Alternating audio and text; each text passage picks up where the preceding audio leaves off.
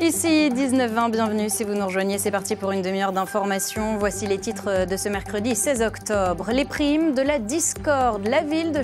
Quel avenir pour les radios associatives? L'État a annoncé vouloir réduire le fonds. Et puis le troisième épisode de notre série de la semaine consacrée aux missions de nos députés ce soir.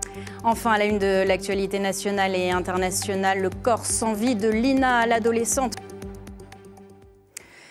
C'est donc un cadeau qui passe mal. Charleville-Mézières et l'agglomération débloquent pour la fin d'année une enveloppe de plus de 400 000 € de primes destinées aux agents. Plutôt une bonne nouvelle donc, sauf que les critères d'attribution interrogent les syndicats. Parmi eux, l'empathie, la présence ou encore l'engagement sur le poste. Réaction recueillie par Sébastien Valente et Daniel Samulzik. Et on reste dans les Ardennes pour l'image du jour. Regardez, des radars. Le chiffre d'ici 19-20, 20 000, c'est le nombre de personnes qui ont bénéficié de l'aide de la Banque alimentaire dans la Marne cette année, soit une hausse de 6 % en un an. Pour y faire face, la structure a lancé lors de Portes Ouvertes un appel aux bénévoles indispensable à son fonctionnement. Illustration à l'antenne de Reims où se sont rendus Baptiste Mézeret et Xavier Claes. Scène de chaos hier soir au centre de marque MacArthur-Glen, près de Troyes. 2 assaillants armés ont semé la terreur dans les boutiques. Mais rassurez-vous, c'était un scénario fictif. Un test grandeur nature des moyens de secours en cas d'attaque terroriste.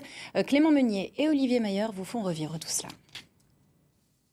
Dans l'Aube, toujours cette bonne nouvelle pour le coq sportif, ébouriffé par une tempête économique. Difficultés économiques en vue aussi pour les radios associatives, car le gouvernement prévoit de raboter le fonds de soutien dédié à ces structures. Conséquence, certaines craignent pour leur survie, comme nous l'ont confié à Reims 2 de ces petites stations. Reportage d'Augustin Arnal et Julien Bosque. Bonjour.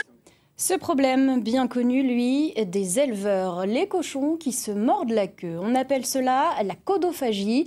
Un fléau dans les élevages de porcs intensifs, mais une solution prometteuse émerge, l'utilisation de balles de luzerne qui permettent de déstresser les bêtes. Vous allez tout comprendre grâce à ce reportage de Sophie Dumais et Xavier Claes. Et notre dessinateur du jour, Christophe Damien Débécourt, a d'autres idées pour consommer la luzerne. Et une histoire d'animaux encore dans le dossier d'ici 19-20. 2 chevaux, cette fois, rencontre avec une famille qui a l'équitation dans le sang depuis 3 générations. Ces cavaliers passionnés gèrent le centre équestre de Matinicourt, au sud de Vitry-le-François, dans la Marne donc. Tout a commencé il y a 50 ans et depuis, enfants et petits-enfants ont mis le pied à l'étrier. Reportage de Mélanie Cousin et Isabelle Griffon. Allez, place au 3e épisode de notre série de la semaine sur le quotidien et l'émission de nos députés. Ce soir, direction la 2e circonscription de l'Aube, entre les mains de Valérie Bazin-Malgras. L'élu de la droite républicaine l'a emporté d'une courte tête face au RN en juin dernier. Mais son combat, c'est avant tout sur le terrain qu'elle le mène pour défendre le nouveau gouvernement Barnier avec quelques réserves. Samuel Monod et Paul-Antoine Boudet l'ont suivi le temps d'une journée marathon. 19h36, l'heure d'ouvrir la 2e partie d'ici 19h20. Le point sur l'essentiel de l'actualité nationale et internationale. Et on commence avec cette information tombée il y a une demi-heure. Le corps sans vie de Lina retrouvé. En bref, toujours 3 départements placés ce soir en vigilance orange. Au Proche-Orient, à présent, les bombardements israéliens sur Beyrouth s'intensifient. Réaction à la chaîne, l'Iran promet une riposte.